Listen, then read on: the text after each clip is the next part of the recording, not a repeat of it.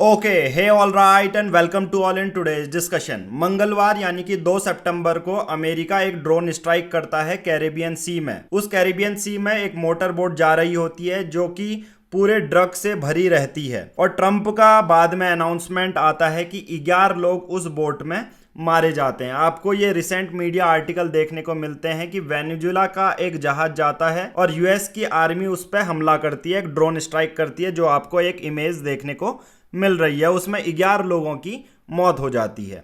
Donald Trump तो कहते हैं कि ये वेनेजुला से रिलेटेड एक गैंग है जो ड्रग कार्टेल है, ऑपरेट कर रहा है। अब यहाँ पर क्वेश्चन अराइज होते हैं कि क्या डोनाल्ड ट्रंप ने वेनेजुला पर एक वॉर डिक्लेयर कर दिया है। साथ ही साथ जियोपॉलिटिकल डेवलपमेंट में वेनेजुला इतना ज़्यादा इंपॉर्टेंट क्यों हो जाता है, क्योंकि यहाँ पर इंटरेस्ट है रशिया का और चाइना का। वो हम आगे डिस्कस करेंगे, but let's discuss this scenario. सबसे पहला ये इवेंट हमने देख लिया और साथ ही साथ इस पूरे इवेंट को जो वेनेजुला के प्रेसिडेंट हैं निकोलस मादुरो, वो भी इसको काउंटर करते हुए बोलते हैं कि डोनाल्ड ट्रंप हमारे यहाँ रेजिम चेंज करना चाहते हैं। रेजिम कौन सी? पॉलिटिकल रेजिम चेंज करना चाहते हैं। इस पूरे मुद्दे को हम डिस्कस करेंगे शुरू से। नाउ सबसे पहले ज्योग्राफिकल लोकेशन देखते हैं। कैरिबियन सी से एडजेसेंट कंट्री हैं वेनेजुला और कोलंबिया। दोनों ही देशों ने डोनाल्ड ट्रंप के इस पूरे एक्ट को कंडेम किया हुआ है।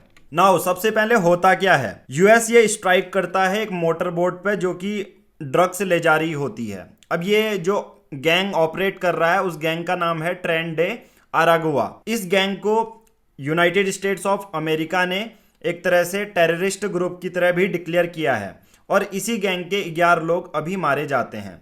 नाउ साथ ही साथ में आपको ये भी देखना है कि इस पूरे गैंग में ट्रेन डे आरागुआ में एक इल्ज़ाम लगाया जाता है कि ये कैरेबियन सी में अपना वर्चस्व बढ़ा रहा है, डोमिनेंस बढ़ा रहा है और इसके ही तौर पर ये यूएसए के जितने भी शहर हैं वहाँ पर ये ड्रग्स पहुँचाता है।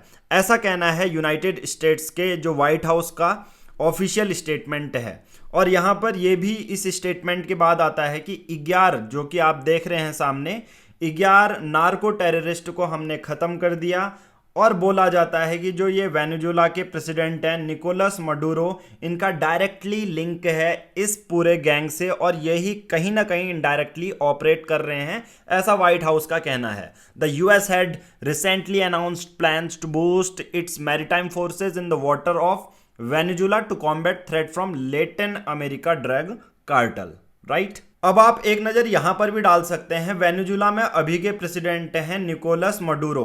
अगर इनके बारे में आप देखोगे कि ये भी तीसरा टर्म अभी अपना सर्व कर रहे हैं वेनेजुला को, बट इनके बारे में ये बोला जाता है और यूएसए तो डायरेक्टली इनसे बोलता है कि वेनेजुला के जो प्रेसिडेंट हैं एक फ्रॉड तरीके से ये चुने गए हैं, एक डिक्टेरियन अभी ये शासन कर रहे हैं वेनेजुला में। साथ ही साथ यूनाइटेड स्टेट्स ऑफ अमेरिका ने इनके ऊपर बाउंटी भी डिक्लेयर की है। सोचो, $65 मिलियन की बाउंटी है जो भी इस राष्ट्रपति को अरेस्ट करेगा, ऐसा अमेरिका है। तो आप सोच सकते हो इनके रिलेशन कैरिबियन सी के नॉर्थ अमेरिका और लैटिन अमेरिका के किस तरह से रिलेशन होंगे ऐसी जगहों पर। साथ ही साथ एक इन्फ्लुएंस जियोपॉलिटिकल आता है। आप देखोगे रशिया और चाइना, अब वेनेजुला में सबसे ज़्यादा ऑयल मिलता है और चाइना सबसे ज़्यादा ऑयल वेनेजुला से ले रहा है। साथ ही साथ वेनेजुला और रशिया के क्या ही हैं, मैं कहूँगा कि एक डिफेंस टाई हैं जिसमें वेपन्स, आर्म्स ये सब एक्सपोर्ट करता है रशिया वेनेजुला को।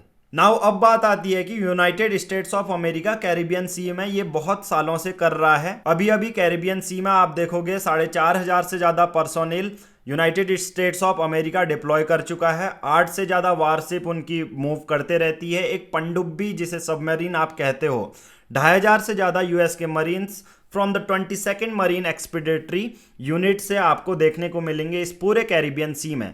जैसा आप सोच रहे हो कि चाइना साउथ चाइना सी में कर रहा है, वैसा ही तो हमें यूएसए इस कैरिबियन सी में भी देखने को मिलता है। यहाँ पर आपकी नेवल फ्लीट भी सर्विलांस में देखने को मिलती है। Tomahawk cruise missile, assault ship आपको देखने को मिलेगी। एक न्यूक्लियर सबमरीन भी इसमें पार्टिसिपेट करती है। एयरक्राफ्ट में आप देखोगे इस कैरिबियन सी वाले रीजन में अमेरिका के P-8 पोसाइडन सर्विलांस प्लेन्स आपको देखने को मिलेंगे। OS प्रे एयरक्राफ्ट देखने को मिलेंगे। AV-8B हैरियर फाइटर जेट्स भी सर्विलांस कर रहे हैं। तो एक तरह से यहाँ पर रशिया और चाइना ये भी कह रहे हैं कि जिस तरह से इस पूरे मैरीटाइम सिक्योरिटी की बात है, एक यहाँ पर डोमिनेंस देखने को मिलता है अमेरिका की, जो कि पूरा काउंटर करना चाह रहे हैं रशिया और चाइना। वहीं साथ ही साथ अमेरिका ये कहता है कि हम तो ये सिर्फ ड्रग कार्टेल को खत्म करने के लिए कर रहे हैं, right. Now let's come to the real story. Drone strike में एक स्मॉल स्पीड बोट को टारगेट किया गया है, जिसको बताया जाता है कि ये एक इलीगल ड्रग्स ले जा रहा था। ट्रंप ने इसे नार्को टेररिस्ट का ऑपरेशन बताया और इस स्ट्राइक को एक वार्निंग है जो यूएस में ड्रग्स लाने की कोशिश करता है उसके अगेंस्ट। स्ट्राइक के बाद एक वीडियो भी रिलीज की जाती है जिसमें बोट पर एक्सप्लोजन दिखाया गया है। ये ऑपरेशन यूएस के नए तरह के ड्रग वॉर कैंपेन का एक हिस्सा आप समझ सकते हो, बट ये हिस्सा मैरीटाइम सिक्योरिटी पर डोमिनेंस का भी हमें दूसरा एंगल या दूसरा पर्सपेक्टिव हम इसको समझ सकते हैं। साथ ही साथ the bombing took place early on Tuesday, जैसा मैंने वीडियो की स्टार्टिंग में बता दिया था कि मंगलवार को ये बॉम्बिंग की थी, ऐसा राष्ट्रपति व्हाइट हाउस से ऑफिशियल स्टेटमेंट आता है। अब वेनेजुला और अमेरिका के बीच में एस्केलेशन बढ़ रहा है, दोनों सरकारों के बीच में। ट्रंप हालांकि बार बार एक्यूज करते हैं वेनेजुला के प्रेसिडेंट को कि आप ये इनडायरेक्टली ऑपरेट कर रहे हैं चीजें, राइट। ये सब चीजें पोस्ट होते हुए हमें देखने को मिलती है। नाउ डोनाल्ड ट्रंप इस पूरे सिनारियो के बाद कहते हैं कि US forces had shot out a drug carrying boat in the vicinity of Venezuela, a lot of drugs in that boat. ये ऐसा डोनाल्ड ट्रंप कहते हैं। नाउ ट्रेंडे आर्गुआ इन सब में इनडायरेक्टली लिंक होता है और ट्रंप ये सब कैसे कर रहे हैं ये सब हम डिस्कस करेंगे, बट एक सिनारियो आपको देखने को मिलता है। यूनाइटेड स्टेट्स तो कहता है हम ड्रग वॉर खत्म कर रहे हैं, ड्रग कार्टेल खत्म कर रहे हैं, बट इसी के साथ साथ चाइना और रशिया के लैटिन अमेरिका में प्रेजेंस के साथ कंपेयर करें तो रीजनल पॉलिटिक्स और हमें कॉम्प्लेक्स बना देती है इन चीज़ों को। अमेरिका कैरेबियन में अपना एग्रेसिव मिलिट्री ऑपरेशन का मतलब है कि ये रीजन में अपनी जियोपॉलिटिकल डोमिनेंस बनाए रखना चाहता है। साथ ही साथ इसका मुकाबला अगर हम रशिया और चाइना से करें तो दोनों ही अपना इन्फ्लुएंस बढ़ा रहे हैं। रशिया अपना एक्सपोर्ट करता है वेनेजुला को आर्म्स और चाइना ले रहा है वेनेजुला से ऑयल। ड्रग वॉर के अलावा ये एक पॉलिटिकल और स्ट्रेटेजिक टसल भी है जिसमें हर कंट्री अपनी पोजीशन मजबूत करना चाहता है, राइट। नाउ ये सब डोनाल्ड ट्रंप कर रहे हैं वॉर ऑन टेरर के बेसिस पे फॉर लैटिन अमेरिकन क्राइम। अब यहाँ पर आपको देखने को मिलेगा 2011 के बेसिस पे जो 9/11 का हमला हुआ था, उसके बाद डोनाल्ड ट्रंप कहते हैं कि हम इस सिनारियो के बेसिस पे, दूसरा ड्रग के बेसिस पे, मतलब ये सब चीज़ें अलकायदा पे, तालिबान पे ऑलरेडी अमेरिका कर चुका है।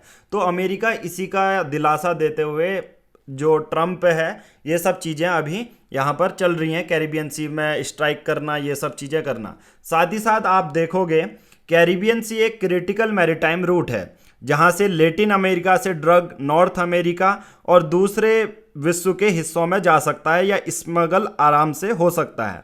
इस रीजन में नेवल प्रेजेंस इंपॉर्टेंट है ताकि इलीगल एक्टिविटीज को रोका जा सके। अमेरिका की मिलिट्री डिप्लॉयमेंट में हमने देख लिया 4,500 से ज्यादा सेलर इसमें डिप्लॉय वगैरह हैं। ये सब पता चलता है कि वो रीजन अपना स्ट्रेटेजिक कंट्रोल में रखना चाहता है, ऐसा यूएस कह रहा है, ठीक है। नाउ वेनेजुला के जो प्रेसिडेंट हैं निकोलस मडुरो, वो कहते हैं कि स्ट्राइक, जो भी स्ट्राइक अमेरिका की तरफ से हुई है वो एक इंपीरियलिस्ट एग्रेशन बताया जा रहा है वेनेजुला की तरफ से। अमेरिका पे आरोप लगाते हुए डायरेक्ट ही वेनेजुला डोनाल्ड ट्रंप पर आरोप लगाते हुए कहता है कि डोनाल्ड ट्रंप वेनेजुला के नेचुरल रिसोर्सेज, स्पेशली मैं बात करूंगा तेल की, ऑयल, जो क्रूड ऑयल है उस पर कब्जा करना चाहता है। वेनेजुला और अमेरिका के बीच ऑलरेडी टेंशन है और ये मिलिट्री स्ट्राइक उन टेंशनों को और बढ़ा सकता है। डिप्लोमेटिकली अगर हम बात करें ये एक बड़ा चैलेंज है दोनों देशों के बीच।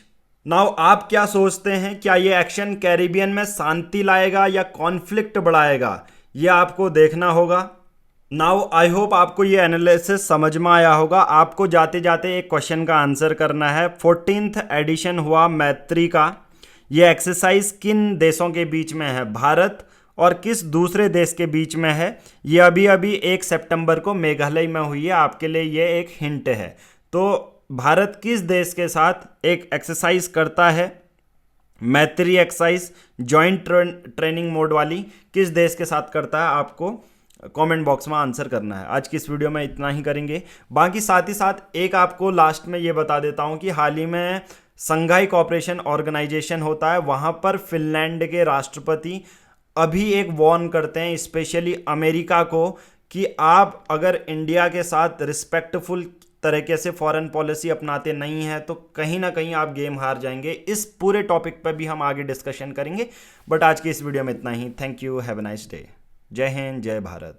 और वीडियो अच्छी लग रही है तो चैनल को सब्सक्राइब कर लीजिए, लाइक कीजिए। धन्यवाद।